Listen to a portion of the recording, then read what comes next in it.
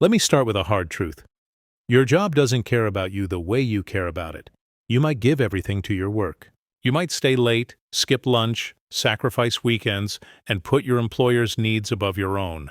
But when circumstances change, when profits drop, when restructuring happens, when priorities shift, you can be replaced in an instant. That's not cynicism, that's reality. Your job is a business transaction. You trade your time and skills for money. It's important, but it's not your life. It's not your identity, and it shouldn't be your only investment. Yet most people spend their entire lives prioritizing their job over everything else. They invest all their time, energy, and focus into being a good employee while neglecting the one thing that actually matters, their own growth and development. They climb the corporate ladder, chase promotions, work endless hours, and then wonder why they feel unfulfilled. They wonder why they're anxious about job security. They wonder why they feel stuck and replaceable. Here's why.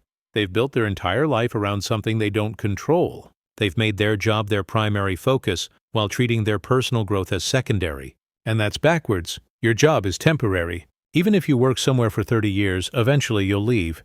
Through retirement, layoffs, career change, or choice. What happens then? If you've invested everything in that job and nothing in yourself, you're left with nothing.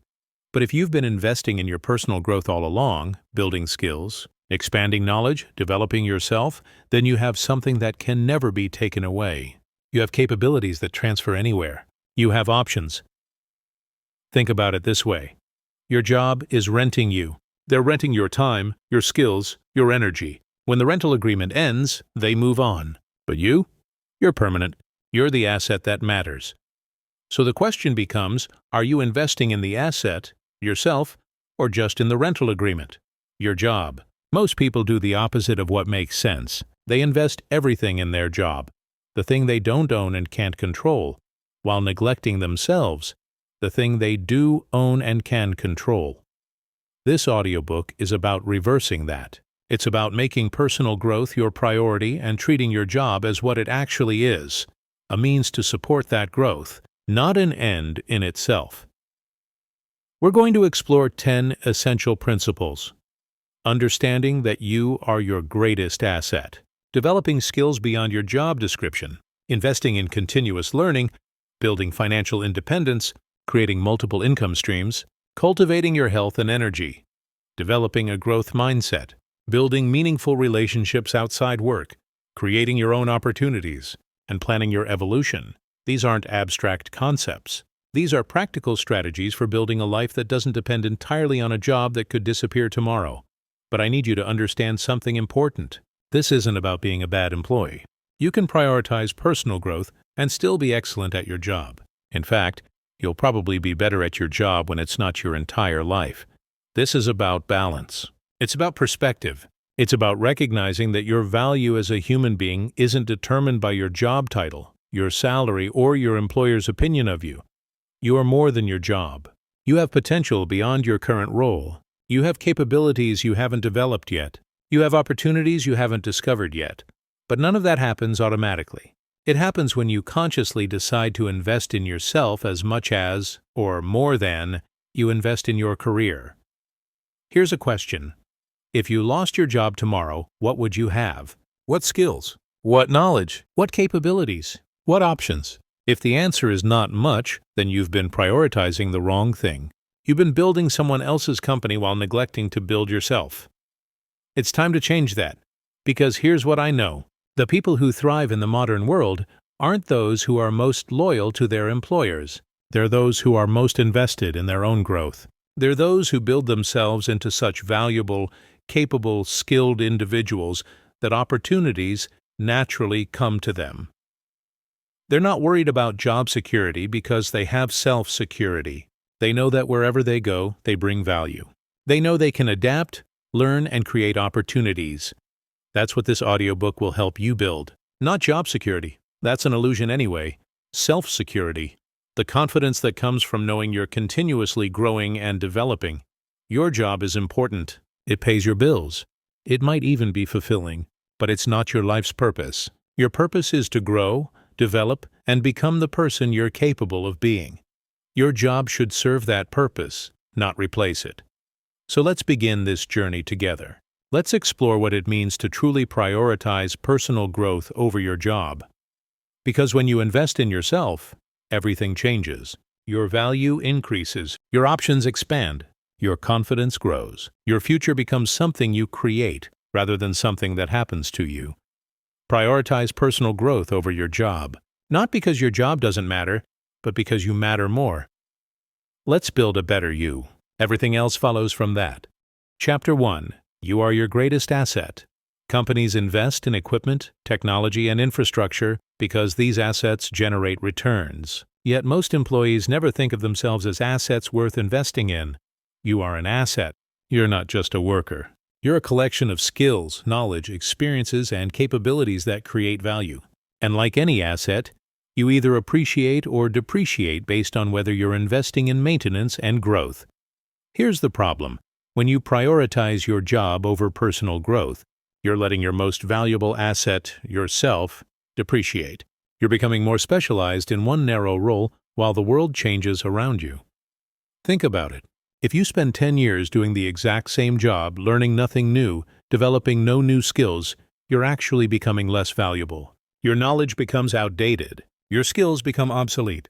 You're worth less in the marketplace than you were when you started. Meanwhile, someone who spends those same 10 years continuously learning, expanding their skills, and pushing their boundaries is worth exponentially more. The difference: one person treated themselves as an asset worth investing in, the other didn't. Your employer invests in assets that provide returns.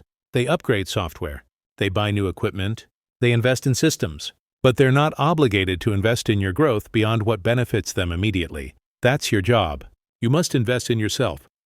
So what does it mean to invest in yourself as an asset? It means continuously improving your value. It means asking, what am I doing to become more capable, more knowledgeable, more skilled than I was last year? It means spending time and money on your own development, not just hoping your employer will train you, but taking responsibility for your own growth. This investment takes many forms: reading books that expand your knowledge, taking courses that build new skills, attending seminars and workshops, finding mentors, practicing deliberately to master your craft, seeking challenging experiences that push you to grow. None of this happens by accident.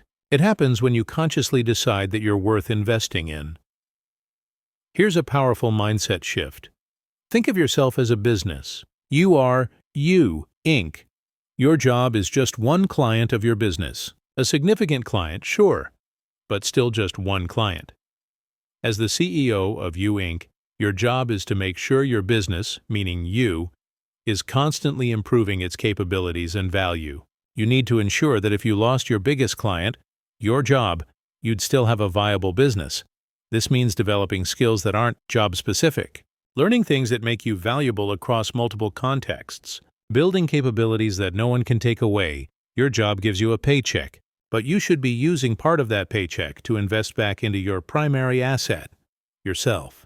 10% of your income should go toward your growth. Books, courses, coaching, conferences, tools, whatever develops you. Most people balk at this. I can't afford to spend money on my own development. But you can't afford not to. Every dollar invested in developing yourself has an infinite return potential because you take those improvements everywhere you go.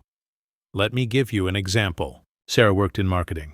She did her job fine, but she only knew what her company needed her to know. One day, the company downsized.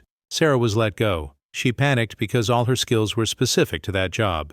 She hadn't invested in broader knowledge. She hadn't built a diverse skill set. She'd allowed herself to become a specialist in one company's way of doing things.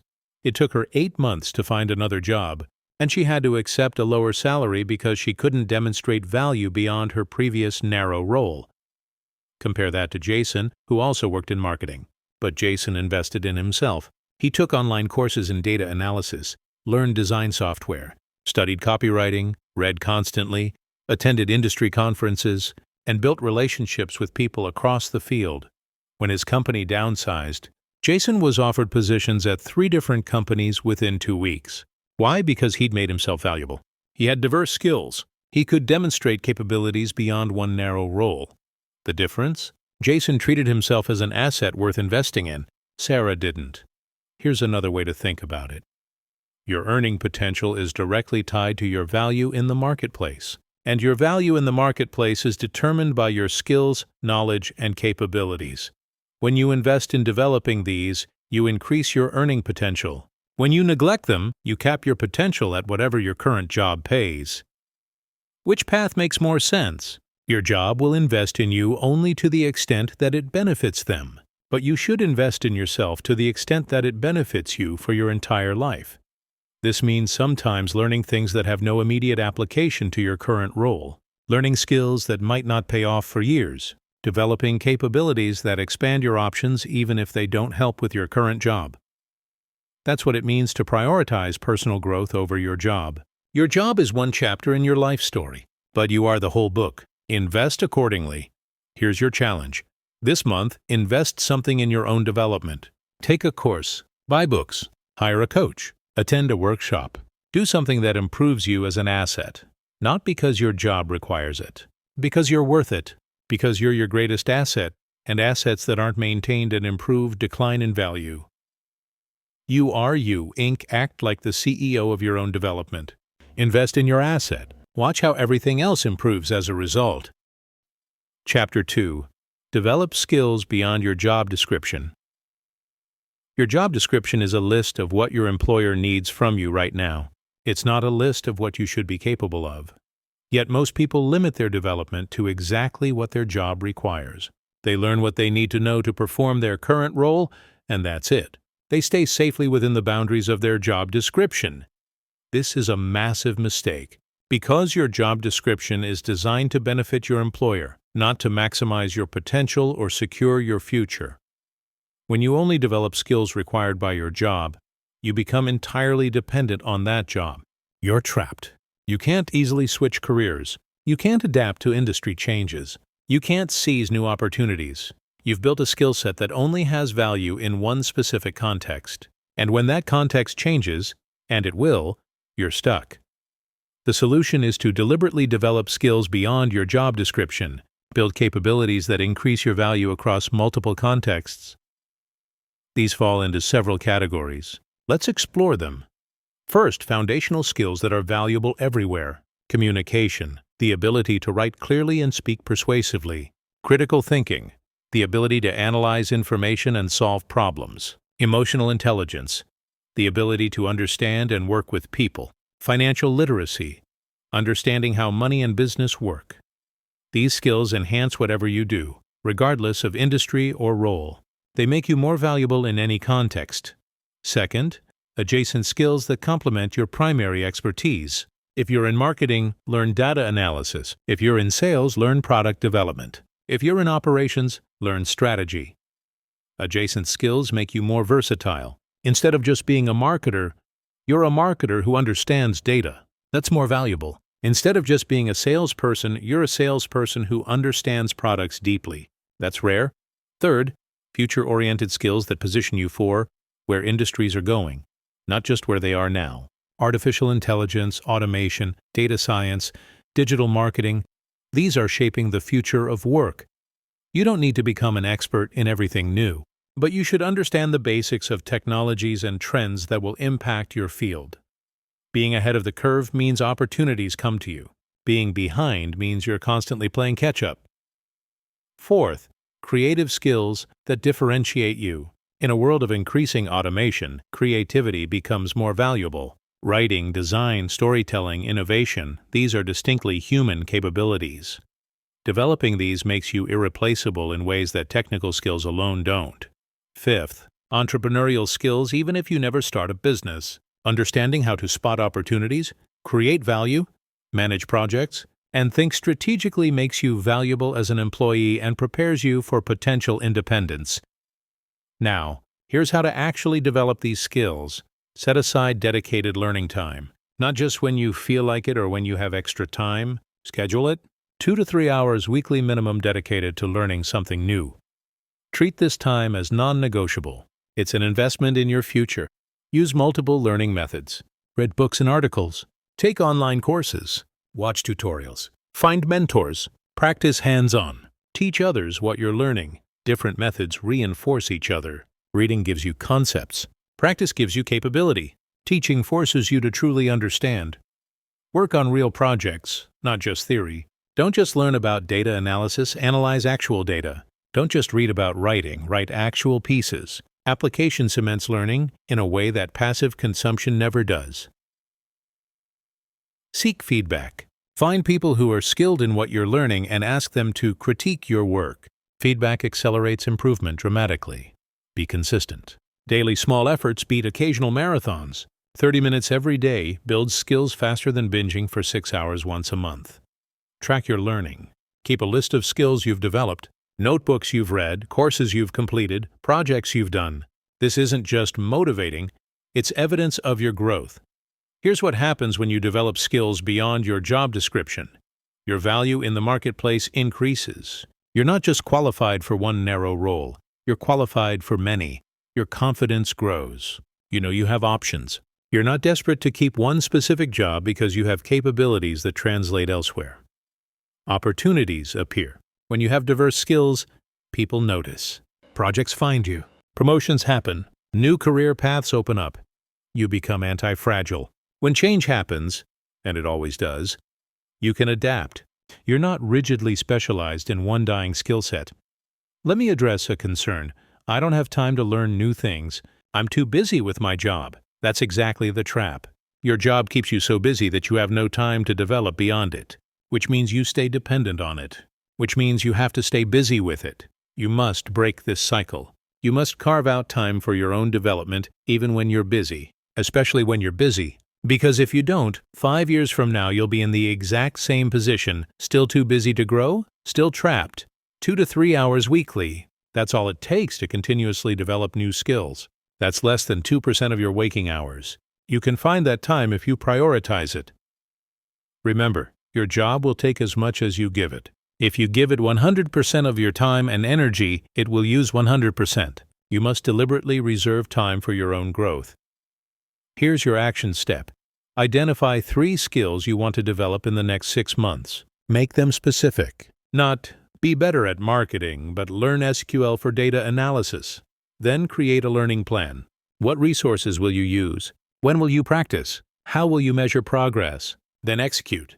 Consistent small efforts. 3 skills in 6 months. That's significant growth. Your job description defines what you do today, but the skills you develop determine what you can do tomorrow. Choose tomorrow wisely. Chapter 3. Invest in continuous learning. The world is changing faster than ever.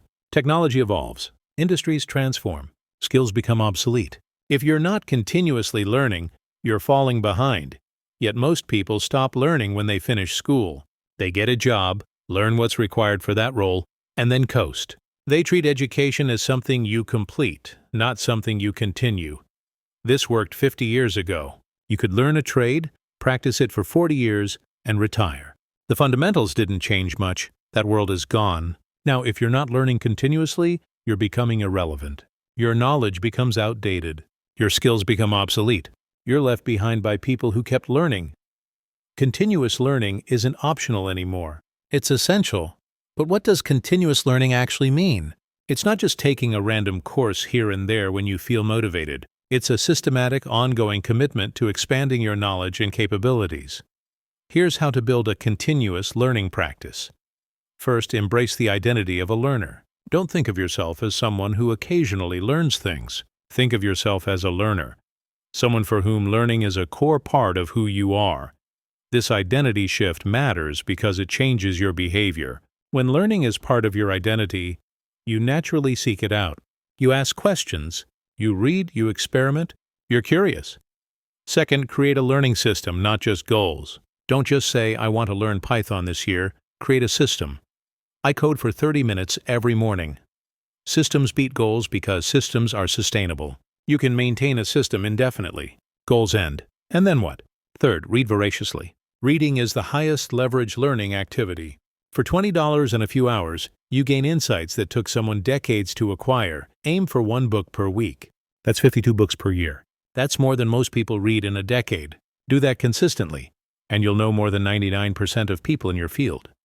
Read broadly, not just in your specialty. Read history, psychology, philosophy, science, business, creativity. Diverse knowledge creates unique insights that specialists miss. Fourth, take courses intentionally. Online platforms give you access to world-class education for minimal cost. Use this, but don't just collect courses. Complete them. Apply what you learn. One completed, applied course beats 10 started and abandoned courses. Choose courses that build towards something. Not random topics because they sound interesting, but strategic choices that develop capabilities you'll actually use. Fifth, learn from experience deliberately. Experience teaches, but only if you reflect on it. Most people have 10 years of experience but learn nothing from it. They repeat the same year 10 times. After projects, ask what worked, what didn't, what would I do differently, what did I learn? This reflection converts experience into wisdom. Sixth, seek mentors and coaches. Learning from those ahead of you accelerates your progress dramatically. They've made the mistakes you're about to make. They can guide you around pitfalls. Don't wait for mentorship to happen magically. Seek it out. Reach out to people you admire. Offer value in exchange for guidance. Invest in coaching if you can afford it. Seventh, teach others. Teaching forces you to truly understand something. If you can't explain it simply, you don't understand it well enough. Write articles. Create tutorials. Mentor junior colleagues. Teaching solidifies your learning and reveals gaps in your understanding. Eighth, embrace productive discomfort. Real learning happens at the edge of your capabilities. If everything feels comfortable, you're not learning. You're just reinforcing what you already know. Deliberately choose projects and topics that stretch you.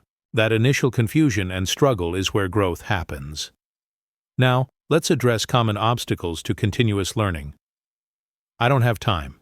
You have time for what you prioritize. If learning matters, you'll find time. Even 30 minutes daily creates enormous results over a year. I can't afford courses or books. There's an abundance of free or cheap learning. Resources, libraries, YouTube, free. Online courses, blogs, podcasts. The barrier isn't money, it's commitment. I'm too old to learn new things. This is a myth. Your brain remains capable of learning throughout life. The only thing stopping you is belief that you can't. I don't know where to start. Start with your curiosity. What questions do you have? What problems are you trying to solve? Follow those threads. Here's the compound effect of continuous learning. Each thing you learn makes the next thing easier to learn. Skills stack. Knowledge connects. You build a foundation that supports ever faster growth. Someone who learns consistently for 5 years doesn't just know more than they did 5 years ago. They can learn faster, think more clearly, and connect ideas more effectively. They've developed the meta skill of learning itself. Compare two people. Both start their careers at the same level. One stops learning after the initial job training. The other commits to continuous learning. Reading, courses, mentorship, practice. After 1 year, the difference is small. After 5 years, it's noticeable. After 10 years, it's enormous. After 20 years, they're in completely different leagues. The one who stopped learning is stuck doing the same things, worried about automation and younger workers. The one who kept learning is leading, creating, and commanding premium compensation. That's the power of continuous learning. It compounds. Every bit of new knowledge makes future learning easier and more valuable. Here's your action step. Create your continuous learning system starting this week. Commit to 1 book per month minimum. Subscribe to 1 learning platform. Find 1 podcast in your field. Schedule 3 hours weekly for learning. Make it systematic, not sporadic. This isn't about motivation or feeling inspired. It's about consistency. Learning as a regular practice, like brushing your teeth. Your job will give you the minimum knowledge needed to perform your role. But if that's all you learn, you'll never exceed that role. Continuous learning is how you transcend your current position. It's how you create options. It's how you stay relevant in a changing world. Invest in continuous learning, not for your job but for yourself. Your future self will thank you. Chapter 4. Build financial independence. Don't be trapped by a paycheck. Financial dependence on your job is a trap. When you absolutely need your paycheck to survive, you have no power. You can't say no. You can't leave a toxic environment. You can't take risks.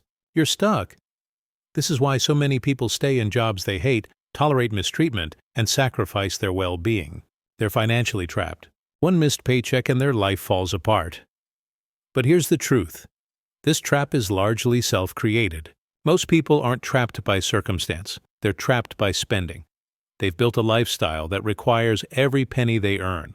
They have car payments, mortgages, subscriptions, and debt that demand their full income. So they have no choice but to keep showing up, no matter how unhappy they are. This is the opposite of prioritizing personal growth. You can't grow when you're trapped. You can't take risks when you're desperate.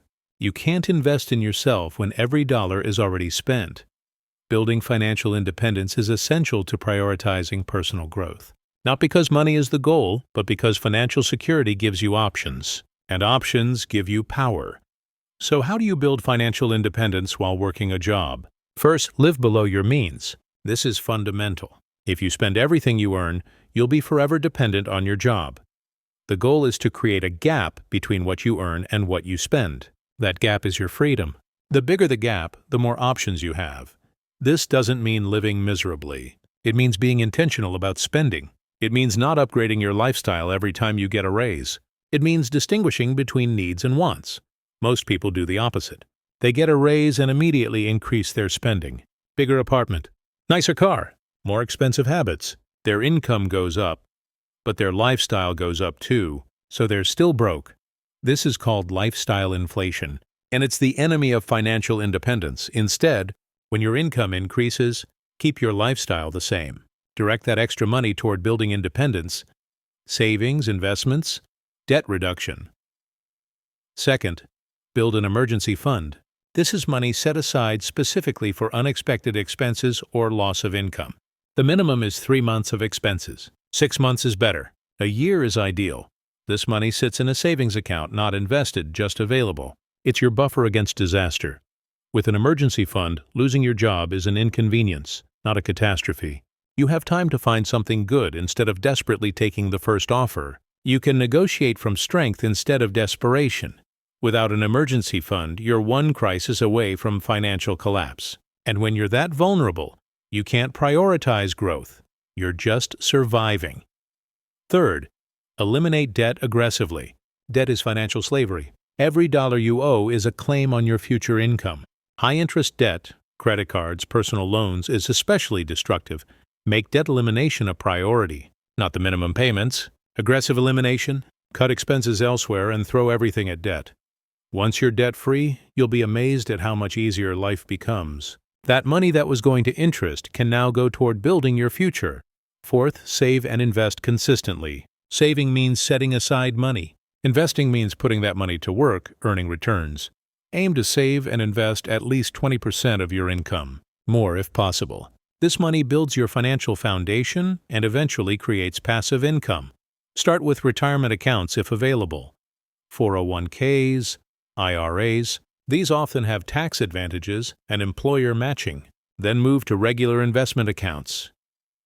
The specifics of investing are beyond this audiobook, but the principle is simple. Invest regularly in diversified low-cost index funds. Time and consistency build wealth. Fifth, develop multiple income streams. Relying entirely on one paycheck is risky. What if you lose that job? What if your industry declines? What if your company fails? Multiple income streams create security. Maybe it's a side business. Maybe it's freelance work. Maybe it's rental income. Maybe it's investments that pay dividends. Start small. You don't need a second income equal to your job immediately, but building something on the side gives you options and security. Sixth, increase your earning potential. Financial independence isn't just about spending less, it's also about earning more. This is where personal growth connects directly to finances. When you develop valuable skills, your earning potential increases. You can negotiate higher salaries. You can charge more as a freelancer. You can create more valuable products or services. Investing in skills development isn't just about growth. It's about increasing your economic value. Here's what financial independence looks like in practice. You have 6 months of expenses saved. You could lose your job tomorrow and be fine while you find something new. You have no debt. Every dollar you earn is yours, not claimed by creditors. You're investing 20% plus of income. Your money is working for you, building wealth automatically. You have income from sources beyond your job. If your job disappeared, your income wouldn't go to zero.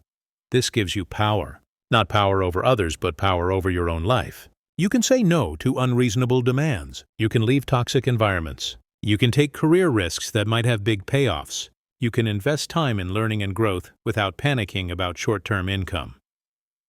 Most people never achieve this because they're too focused on appearing successful rather than being financially secure.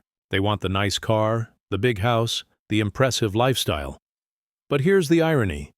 People who look wealthy are often broke. They've spent everything on appearance. Meanwhile, people who are actually wealthy often live modestly. They've prioritized security over appearance. Which would you rather be? Looking successful but trapped, or financially secure with options? Here's your action step. Do a complete financial audit this week. Track every dollar you spend. Calculate your savings rate. List all debts. Evaluate your emergency fund. Look at your income streams, then create a plan. What needs to change? Can you cut expenses? Can you increase income? Can you accelerate debt payoff? Then execute. Financial independence doesn't happen overnight, but it starts with a decision and a plan. Your job provides income, but what you do with that income determines whether you're building independence or just surviving paycheck to paycheck. Build independence. Give yourself options. That's how you create the freedom to truly prioritize personal growth. Chapter 5. Create multiple income streams. Don't depend on one source. Imagine your income is a table. If that table stands on one leg, your job. What happens when that leg breaks? The whole thing collapses. But if your table stands on multiple legs, your job plus side income plus investments plus freelance work, losing one leg doesn't destroy everything. The table still stands. This is why creating multiple income streams is essential, not just for financial security, but for the freedom to prioritize personal growth. When all your income comes from one job, that job owns you. You can't afford to leave. You can't afford to take risks. You can't afford to invest time in growth that doesn't immediately pay off. But when you have multiple income streams, you have leverage. Losing one stream is manageable. You have room to experiment, learn, and grow without risking everything. So, how do you create multiple income streams while working a full-time job? First, understand that income streams fall into two categories: active and passive. Active income requires your direct time and effort. Your job is active income. Freelancing is active income. Consulting is active income. You trade time for money. Passive income requires upfront work, but then generates money without ongoing time investment. Rental properties, dividend-paying investments, digital products, royalties. The goal is to start with active income streams that don't depend on your job. Then gradually build passive income streams that work while you sleep. Let's explore specific strategies, freelancing or consulting in your area of expertise. You already have skills from your job. Can you offer those skills independently? If you're a graphic designer, take freelance design projects. If you're a writer, do freelance writing. If you're an accountant, offer bookkeeping services. Start small, a few hours weekly. 1 or 2 clients. This generates extra income and proves you can operate independently of your employer. Over time, this can grow into significant income, and it provides a safety net. If you lose your job, you already have clients and can scale up quickly. Teaching or coaching. If you're skilled at something, others will pay to learn from you. This could be online courses, one-on-one coaching, workshops, or tutorials. The beautiful thing about teaching is it scales. Create an online course once, sell it indefinitely. Write a tutorial. It generates income for years. Teaching also deepens your own expertise. It's income plus growth. Creating digital products. Ebooks, templates, tools, apps. Digital products have near zero marginal cost. Create once, sell repeatedly. If you have specialized knowledge, package it. If you've developed useful spreadsheets or templates for your work, sell them. If you can create an app that solves a problem, build it. Digital products can generate income while you're sleeping, traveling, or working your day job. Building a side business. This could be e-commerce, a local service, or anything that creates value and generates profit. The advantage of a business is it can eventually operate without you directly. You can hire people, create systems, and generate income beyond trading your time for money. Start small, but think big. Many successful businesses started as side projects, investing for dividends and growth. This isn't truly passive initially. You have to earn the money to invest. But once invested, your money works for you. Dividend stocks pay you regularly just for owning them. Real estate can generate rental income. Index funds appreciate over time. The key is consistency. Invest regularly, reinvest returns, and let compound growth work its magic. Rental income. If you can purchase property, renting it out generates monthly income. This can be residential rentals, commercial property, or even renting out a room in your home. Real estate requires capital and work, but it's a proven wealth-building strategy. Affiliate marketing or partnerships. If you have an audience, blog readers, social media followers, YouTube subscribers, you can earn by promoting products you believe in. This works if you've built trust and provide genuine value. It shouldn't be your only strategy, but it can supplement other income. Now, let's address concerns about creating additional income streams. I don't have time. You have time for what you prioritize. Creating additional income streams requires 5 to 10 hours weekly initially. That's less than 10% of your waking hours. Cut out TV, reduce social media, use weekend mornings. The time exists if you're serious about building security and independence. I don't know what to do. Start with your existing skills. What do you already know how to do? What problems can you solve? You don't need a completely new skill set. Leverage what you have. It won't make much money at first. Of course not. Every income stream starts small. But something that generates $500 monthly now can grow to $2,000 monthly over time. And multiple small streams add up. A job generating $5,000 a month plus a side business generating $1,000 a month plus investments generating $500 a month is far more secure than a job generating $6,500 a month with nothing else. I'm too tired after work.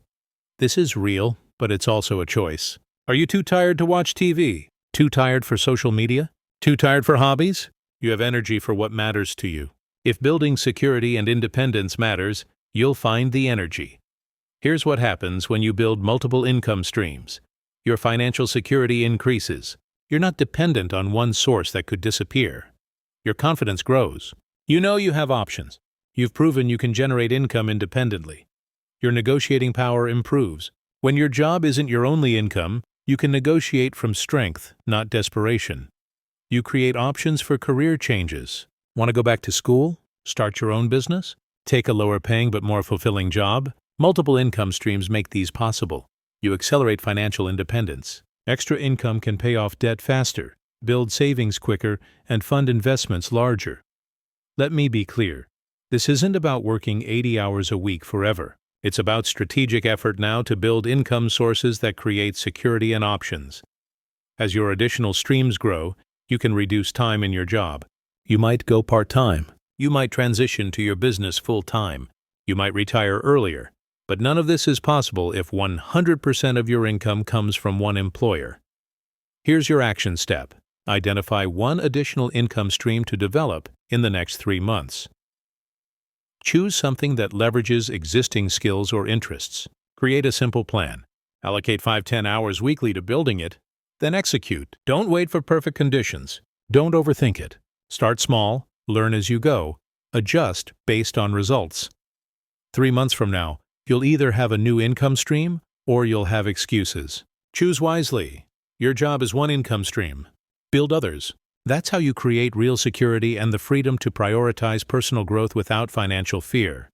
Chapter 6. Protect your health and energy. You can't grow when you're burned out. You can't prioritize personal growth if you have no energy. You can't learn when you're exhausted.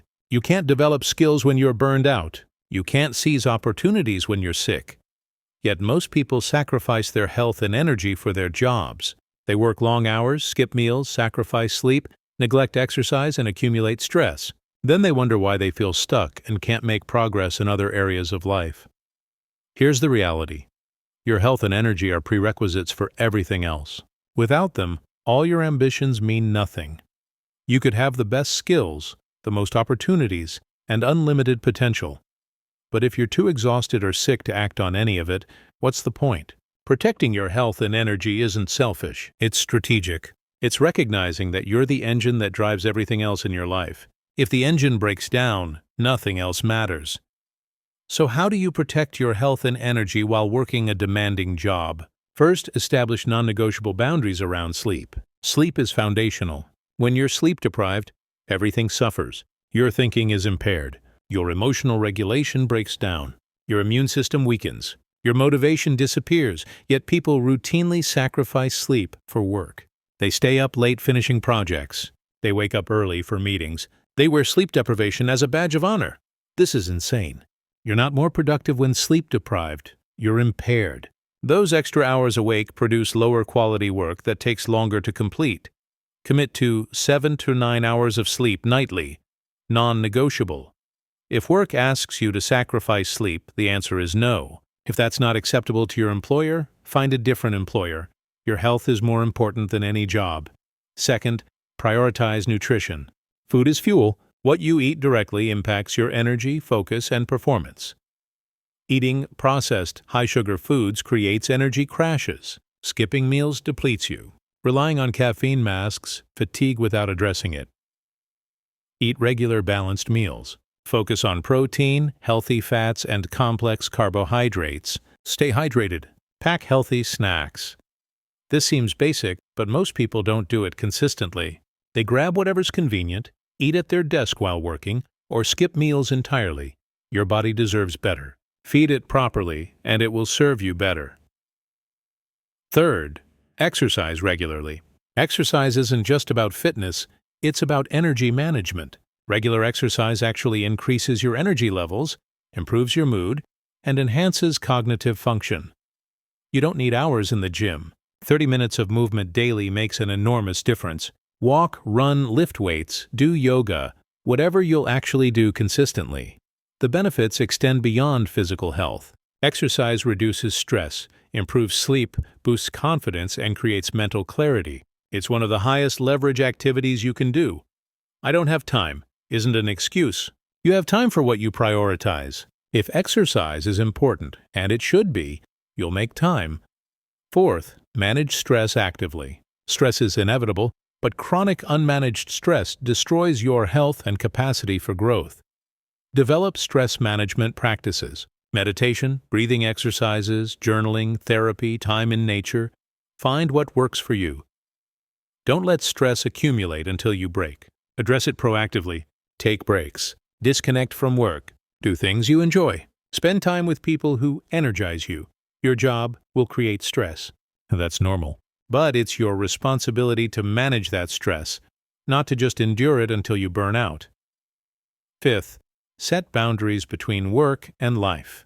Work will expand to fill all available time if you let it. You must create boundaries. Establish work hours. When work ends, it ends. Turn off notification. Don't check email at night or on weekends. If your job requires occasional exceptions, fine. But exceptions should be rare, not routine. If you're working 12-hour days regularly, something is wrong. You're a person, not just a worker. You need time for rest, relationships, hobbies, and growth. If your job consumes everything, you have nothing left for yourself. Sixth, take time off. Use your vacation days. Take weekends. Take breaks during the day. Rest isn't laziness, it's maintenance. Athletes don't train 24/7 because they'd break down. You're no different. You need recovery time. Many people don't take time off because they fear being seen as uncommitted or worry things will fall apart without them. Both fears are counterproductive. If you never rest, you burn out. And if things fall apart when you're gone, that's a systemic problem, not your responsibility to solve by working constantly. Seventh, recognize burnout signs early. Burnout doesn't happen suddenly. It builds gradually. Physical exhaustion, emotional numbness, reduced performance, cynicism, inability to focus. These are warning signs. If you notice these, take action immediately. Reduce workload, take time off, seek support. Don't push through until you break. Burnout recovery takes months or years. Prevention takes awareness and boundaries. Here's what many people don't realize. Protecting your health and energy makes you better at your job, not worse. When you're rested, nourished, and energized, you think more clearly, work more efficiently, and produce higher quality results. The person who works 12-hour days while exhausted produces less value than the person who works 8 hours while fresh. Quality beats quantity every time. Your job benefits from you being healthy and energized. But even if it didn't, that wouldn't matter. Your health comes first. Let me be direct. If your job demands that you sacrifice your health, that job is not worth it. Period. No amount of money is worth destroying your body and mind. If your current situation is unsustainable, change it. Set boundaries. Have conversations with management. If necessary, find a different job. Your health is not negotiable. Here's your action step. Do a health and energy audit this week. How much are you sleeping? What's your nutrition like? How often do you exercise? How are your stress levels? What are your work boundaries like? Be honest. Identify what needs to change. Then make one significant change immediately. Maybe it's committing to 8 hours of sleep. Maybe it's scheduling exercise. Maybe it's setting a work cutoff time, one change. Execute it consistently for a month. Then add another. You can't prioritize personal growth if you have no energy for growth. Protect your health. Maintain your energy. That's the foundation everything else builds on. Your job is temporary. Your health is permanent. Prioritize accordingly. Chapter 7. Develop a growth mindset. Believe you can evolve. Your beliefs about yourself determine your trajectory. If you believe you're fixed, that your abilities, intelligence, and potential are set, you'll never push beyond your current limits. But if you believe you can grow, that effort and learning can expand your capabilities, you'll continuously evolve and improve. This is the difference between a fixed mindset and a growth mindset. Concepts researched extensively by psychologist Carol Dweck. People with fixed mindsets believe talent and intelligence are innate. You either have it or you don't.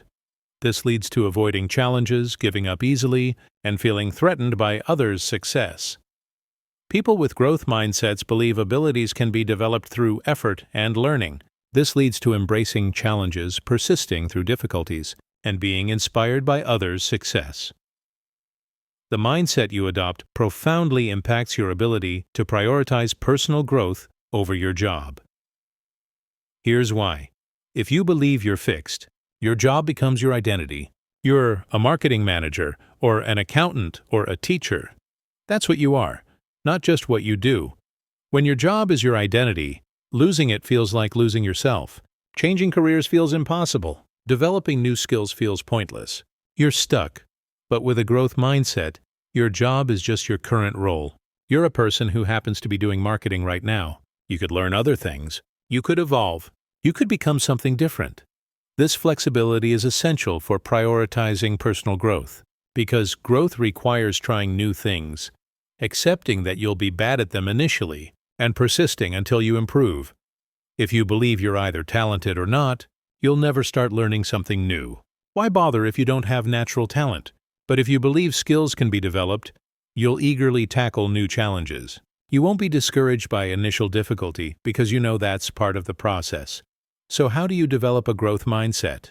First, recognize that your brain is not fixed. Neuroplasticity, the brain's ability to form new neural connections, continues throughout life. You can literally build new capabilities by learning and practicing. This isn't motivational fluff. It's neuroscience. Your brain changes based on what you do with it. Second, reframe failure. People with fixed mindsets see failure as evidence they lack ability. People with growth mindsets see failure as information and opportunity to learn. When something doesn't work, don't think, "I'm not good at this." Think, "I haven't figured this out yet." That small word, "yet," changes everything. Not good at public speaking yet. Not skilled at programming yet. Not knowledgeable about finance yet. Yet implies you're on a journey. You're not there now, but you can get there. Third, focus on process, not just outcomes. Outcomes are often outside your control. But process, effort, strategy, learning is within your control. Celebrate learning and progress, not just success. Did you try something new? That's worth celebrating even if it didn't work perfectly. Did you persist through difficulty? That's growth even if the outcome wasn't ideal.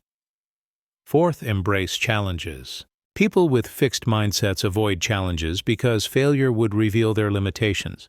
People with growth mindsets seek challenges because that's where growth happens. If something feels comfortably easy, you're not growing. If something feels challenging and slightly uncomfortable, that's the growth zone. Deliberately choose projects and learning opportunities that stretch you.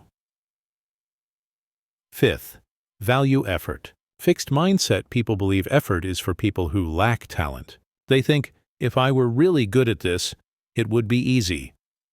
Growth mindset people know that effort is required for mastery. Even naturally talented people must work to develop their abilities.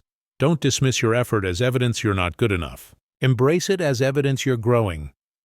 Sixth, learn from criticism. Fixed mindset people are defensive about criticism because it threatens their self-image. Growth mindset people seek criticism because it shows them how to improve. When someone points out a weakness or mistake, don't defend or deflect. Ask questions, learn, adjust. Seventh, be inspired by others' success, not threatened by it. If someone achieves something impressive, fixed mindset thinks they're naturally better than me. Growth mindset thinks, what can I learn from how they did that? What strategies can I adopt? Others' success becomes a resource, not a threat. Eighth, use growth-oriented language. The words you use shape your thinking. Replace, I'm not good at this with, I'm still learning this. I can't do that with, I can't do that yet. This is too hard with, this will take more effort and strategy. I failed with, I learned what doesn't work. Language matters. It reinforces either fixed or growth beliefs. Ninth, reflect on growth. Regularly look back at where you were a year ago, 5 years ago. Notice what you've learned and developed. This evidence that you've already grown reinforces belief that you can continue growing. Most people don't do this. They only see their current limitations, not how far they've come. Create evidence of your growth. Here's what happens when you develop a growth mindset. You become willing to leave your comfort zone. You're not afraid to be a beginner at something new. You persist through difficulties instead of giving up. Challenges become interesting problems to solve, not evidence you should quit. You see your job as one step in your evolution, not your permanent identity. This makes it easier to prioritize growth over job security. You become anti-fragile. You don't just survive change, you grow from it. Let me address a concern. Isn't a growth mindset just positive thinking? What if I really don't have ability in some area? A growth mindset isn't believing you can be world-class at everything. It's believing you can improve at anything through effort and learning. You might never be an Olympic athlete, but you can get fitter. You might never be a virtuoso pianist, but you can learn to play. You might never be a tech genius, but you can develop digital literacy. The question isn't, can I be the best? It's, can I be better than I am now? The answer to that is always yes. Here's your action step. Identify one area where you have a fixed mindset. Maybe you believe you're not a math person or not creative or not good with technology. This week, reframe it. You're not a math person yet. You haven't developed creativity yet. You're still learning technology. Then do something in that area. Take one small action that moves you forward. Prove to yourself that you can grow. Your mindset determines your trajectory. Fixed mindset leads to stagnation. Growth mindset leads to continuous evolution. Develop a growth mindset. Believe you can evolve. That's how you prioritize personal growth, by believing growth is possible. Chapter 8. Build relationships outside your job. Don't isolate in your career. Your coworkers are not your only network. Your industry is not your only community. Your job should not be your entire social world. Yet many people's relationships exist almost entirely through work. Their friends are colleagues. Their social life revolves around work events. Their identity is tied to their professional role. This is dangerous for multiple reasons. First, it makes you emotionally dependent on your job. When work is your primary source of connection and belonging, losing that job doesn't just affect your income, it affects your entire support system. Second, it limits your perspectives and opportunities. When everyone you know works in the same field at the same company, you're in an echo chamber. You're not exposed to different ideas, opportunities, or ways of thinking.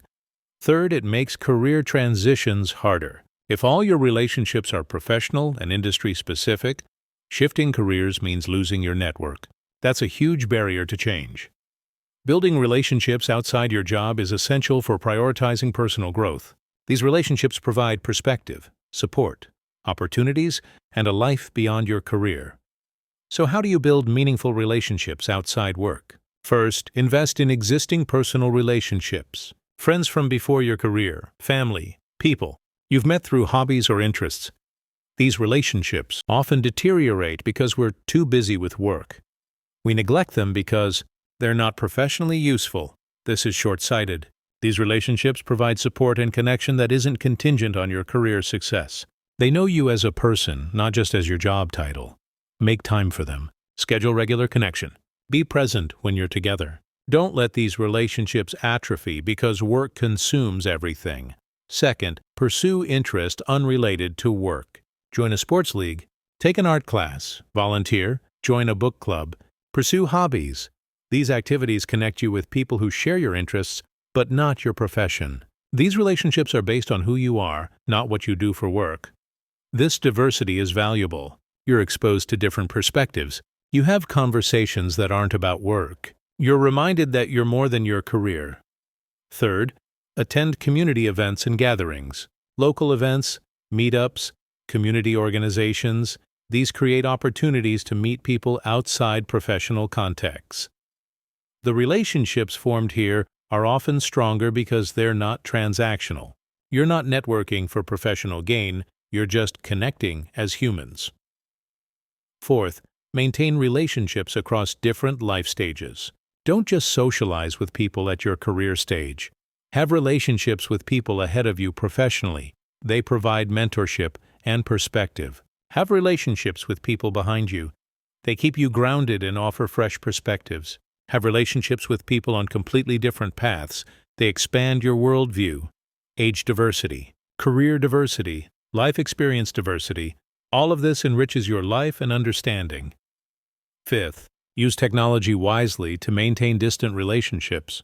You can't physically see everyone regularly, but you can maintain connection through calls, video chats, and messages.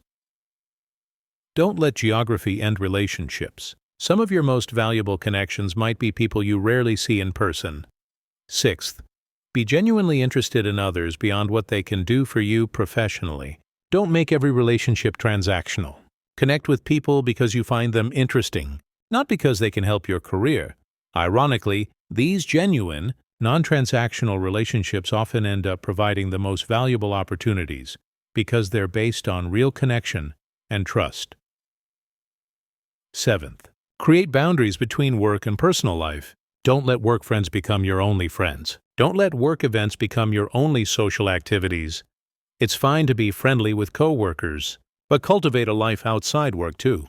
When 5 p.m. hits, engage with non-work relationships.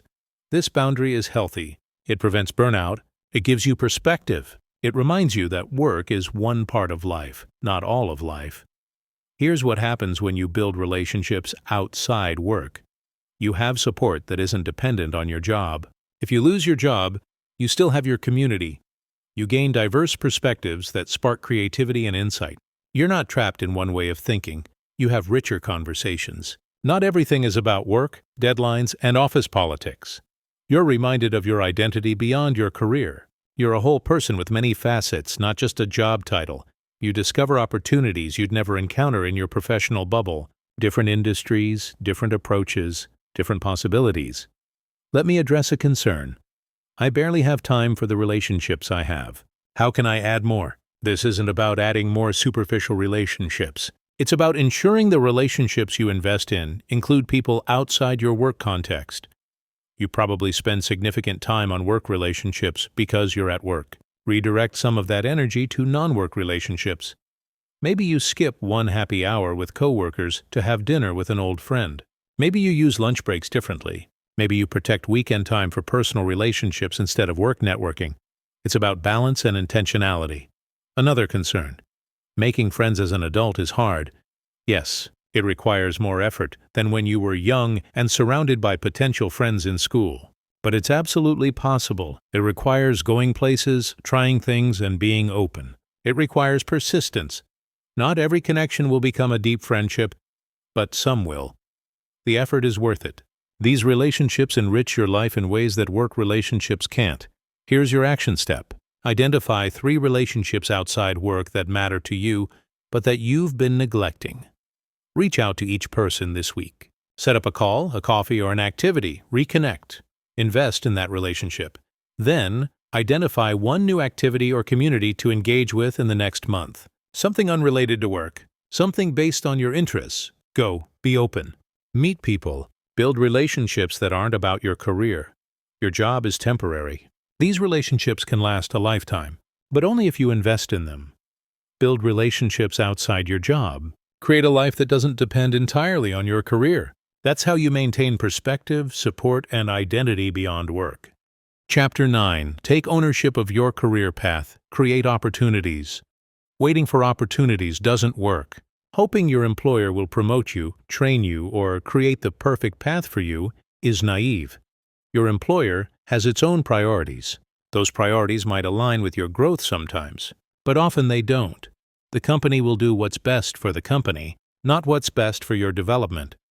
This is why you must take complete ownership of your career path. You can't outsource your future to your employer. You must actively create opportunities instead of waiting for them. This is fundamental to prioritizing personal growth over your job. Your job is just one context for your growth. It's not responsible for your growth. So how do you take ownership and create opportunities? First, define what you actually want, not what your employer wants for you, not what society expects, not what looks impressive. What do you want? What skills do you want to develop? What problems do you want to solve? What impact do you want to have? What lifestyle do you want to live? Get specific. Vague wants lead to vague actions. I want to be successful doesn't guide decisions. I want to build expertise in sustainable technology and work on projects that address climate change does. Write it down. Create a vision for where you want to be in 5 years. This becomes your compass. Second, audit the gap between where you are and where you want to be. What skills do you need to develop? What knowledge do you need to acquire? What experiences do you need to have? This gap is your roadmap. These are the things you need to work on.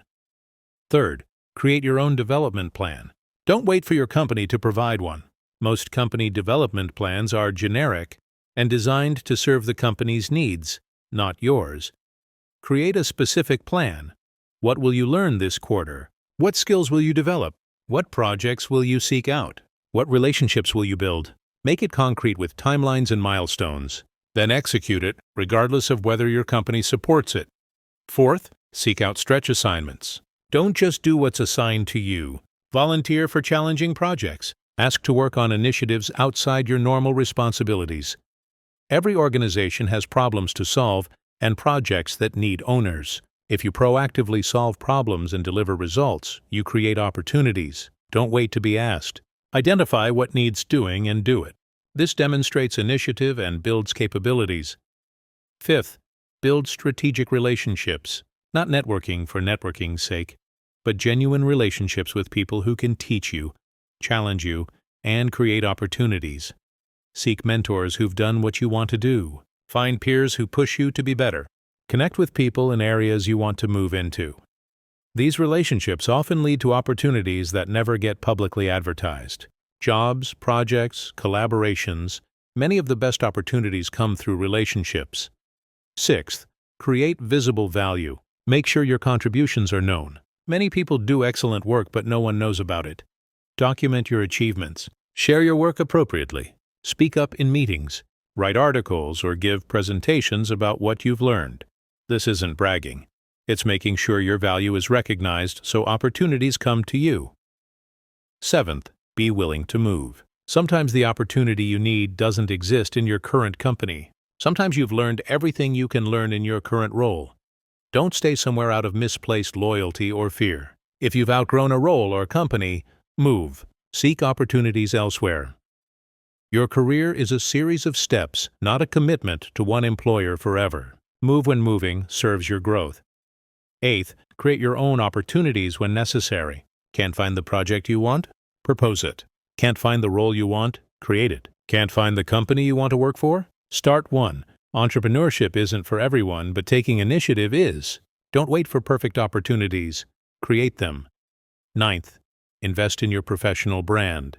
In the modern economy, your reputation and demonstrated expertise matter enormously. Build an online presence. Share your knowledge. Contribute to your field. Become known for your expertise. This isn't about social media vanity. It's about making yourself findable by opportunities. When you're known for expertise in an area, opportunities come to you. 10th, regularly evaluate whether your current situation serves your growth. Every 6 months ask, am I learning? Am I developing? Am I moving toward my goals? If yes, great. If no, what needs to change? Different projects? Different role? Different company? Don't stay somewhere that's not serving your growth just because it's comfortable or familiar. Here's what taking ownership of your career looks like in practice. You have a clear vision of where you're heading. You're not just drifting. You're deliberately moving towards something. You're actively developing the skills and experiences you need. You're not waiting to be trained. You're training yourself. You're creating opportunities rather than waiting for them. You're proactive, not reactive. You're building a career that reflects your values and goals, not just accepting whatever path your employer offers. This requires courage. It's easier to let your company dictate your path. It's more comfortable to wait for permission and direction. But that's giving away your power. That's making someone else responsible for your future. Your career is yours to shape. No one cares about it as much as you do. No one will fight for your growth the way you should fight for it. Take ownership. Be deliberate. Create opportunities. Here's your action step. This week, write down your 5-year vision. Be specific about where you want to be professionally and personally. Then identify 3 actions you can take in the next month to move toward that vision. Not someday actions. Specific things you can do in the next 30 days, then do them. Don't wait for permission or perfect conditions. Take action. Your career path is yours to create. Stop waiting for someone else to build it for you. Take ownership and make it happen. Chapter 10. Plan your evolution. Where are you going? Most people don't plan their growth. They react. They take whatever opportunities appear. They follow the path of least resistance. They end up somewhere unintentionally. Then at 40 or 50, they look around and think, how did I get here? This isn't what I wanted. This happens because they never planned their evolution. They never decided where they wanted to go and deliberately moved in that direction. But personal growth isn't random. It's intentional. You must plan your evolution. This doesn't mean rigidly controlling every detail. Life brings unexpected opportunities and challenges, but it means having direction, knowing where you're trying to go even if the path adjusts along the way. So how do you plan your evolution? First, think long-term. Where do you want to be in 10 years? Not just professionally as a complete person. What skills do you want to have mastered? What experiences do you want to have had? What kind of life do you want to be living? Who do you want to have become? This isn't about achieving specific titles or income levels. It's about evolution. Who is the person you want to grow into? Get clear on this vision. Write it down. Make it specific enough that you can see it. Second, work backward from that vision. If that's where you want to be in 10 years, where do you need to be in 5 years to be on track? What skills should you have by then? What experiences? What relationships? What accomplishments? Then work backward to 1 year. What needs to happen this year to stay on that path? This creates a roadmap, not rigid milestones, but directional guideposts. Third, identify the capabilities you need to develop. Based on your vision, what do you need to be able to do?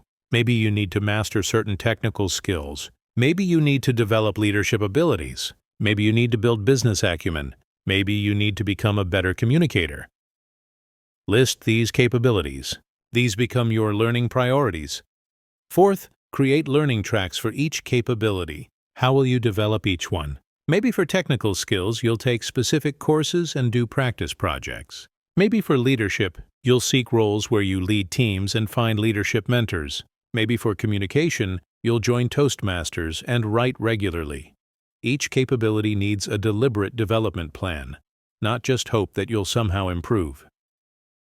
Fifth, schedule regular reviews. Every quarter, review your progress. Are you developing the capabilities you identified? Are you moving toward your vision? What's working? What needs adjustment? This isn't rigidly tracking metrics. It's honestly assessing whether you're evolving in the direction you want. If you're not, course correct. Your plan isn't sacred. It's a tool to guide growth. Sixth, embrace pivots when appropriate. Sometimes your vision changes. You discover new interests. Your values shift. What you thought you wanted isn't actually what you want. That's okay. Planning doesn't mean locking yourself into a path. It means being intentional about your direction while remaining open to better options. The key is that when you pivot, it's a deliberate choice based on growth and new information, not just drift. Seventh, balance multiple dimensions of growth.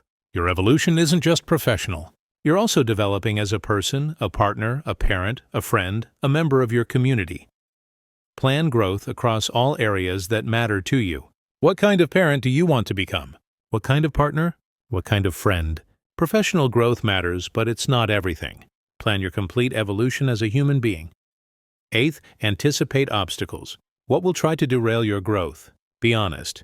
Maybe it's financial pressure to take the highest paying job regardless of growth potential. Maybe it's fear of leaving comfort zones. Maybe it's other people's expectations. Maybe it's your own self-doubt. Identify these obstacles in advance. Create strategies to navigate them when they appear. 9th, find accountability. Growth is harder alone. Find people who will hold you accountable to your evolution. Maybe it's a mentor who you update quarterly. Maybe it's a peer group that meets monthly. Maybe it's a coach who guides your development. Accountability keeps you honest and motivated when momentum wanes. 10th, celebrate progress. Don't only focus on how far you still have to go. Acknowledge how far you've come. Every skill developed, every challenge overcome, every step forward. These deserve recognition. Celebrating progress reinforces the behavior and motivation to continue. Here's what planning your evolution does.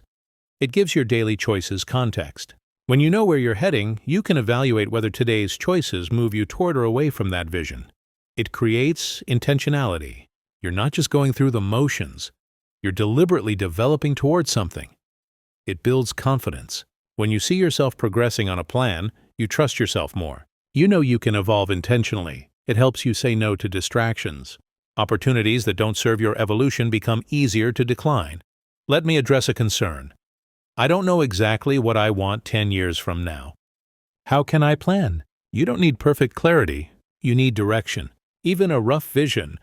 I want to be an expert in my field with financial independence and strong relationships provides guidance. As you move forward, clarity increases. The key is starting with something, not waiting for perfect certainty that never comes. Another concern. Plans change. Why bother planning if things will shift? Plans do change, but having a plan that changes is far better than having no plan at all. Without a plan, you drift wherever circumstances push you. With a plan, you move purposefully and adjust as needed. The planning process itself is valuable, even if the specific plan evolves. Here's your action step. This week, create your evolution plan. Write your 10-year vision. Work backward to 5 years, then 1 year. Identify capabilities to develop. Create learning tracks for each. Don't overthink it. This is a first draft. You'll refine it over time, but create something. Get it out of your head and onto paper. Then use it. Let it guide your choices. Review it quarterly. Adjust as needed. You're going to evolve over the next 10 years regardless. The question is, will that evolution be intentional and directed, or random and reactive? Plan your evolution. Know where you're going. Prioritize growth over just maintaining your job. That's how you become the person you're capable of becoming. We've covered a lot of ground together. Understanding that you are your greatest asset. Developing skills beyond your job description. Investing in continuous learning. Building financial independence. Creating multiple income streams. Protecting your health and energy. Developing a growth mindset. Building relationships outside work.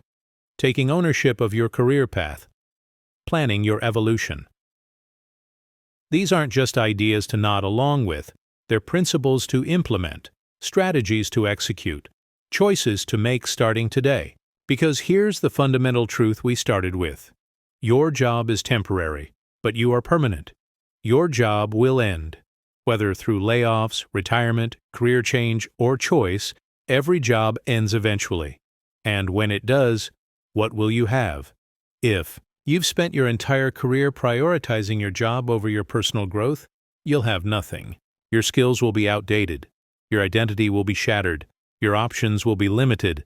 But if you've been prioritizing personal growth all along, you'll have capabilities that transfer anywhere. You'll have financial security that isn't tied to one paycheck. You'll have relationships that support you. You'll have confidence that comes from knowing you can adapt and grow. You'll have built something that can't be taken away. Yourself. This isn't about being a bad employee. You can be excellent at your job while still prioritizing your own growth. In fact, you'll probably be better at your job when it's not your entire identity. This is about perspective. about recognizing that your value as a human being isn't determined by your job title or your employer's opinion of you. You are more than your job. You have potential beyond your current role. You have a life beyond your career. But none of that matters if you don't act on it. Reading this audiobook changes nothing if you go back to exactly how you were before. So here's my challenge. Choose 3 principles from this audiobook. Just 3. Commit to implementing them over the next 90 days. Maybe you'll build an emergency fund, start a side income stream, and take a course in a new skill area. Maybe you'll set boundaries around work hours, reconnect with friends outside your industry, and create a clear development plan. Maybe you'll start exercising daily, read 1 book weekly, and schedule quarterly career reviews. Whatever combination makes sense for your situation. Choose 3 things. Write them down, create specific action plans, then execute. 3 months from now, evaluate. Did you do what you committed to? What changed? What improved? Then choose 3 more principles. Build on your progress. This is how you transform your relationship with work and growth. Not through one dramatic gesture, but through consistent, deliberate choices that compound over time. 5 years from now, you'll be somewhere. The question is, will you have built yourself into someone more capable, more skilled, more secure, and more fulfilled? Or will you be in essentially the same place, just older? The difference will be the choices you make starting today. Your job is renting you, but you own yourself. And the asset you own, yourself, is the only one that really matters. Invest in it. Protect it. Develop it. Make it your priority. Not because work doesn't matter. It does. But because you matter more. Prioritize personal growth over your job. Build yourself into someone valuable, capable, and resilient. Create a life that doesn't depend entirely on one employer's decisions about your value, because your job ends, but you continue. And when you've invested in yourself all along, you continue with power, options, and confidence. The choice is yours. Your employer will always prioritize the company's needs. Who's prioritizing yours? It has to be you. Start today. Invest in yourself. Prioritize your growth. Your future self is counting on it.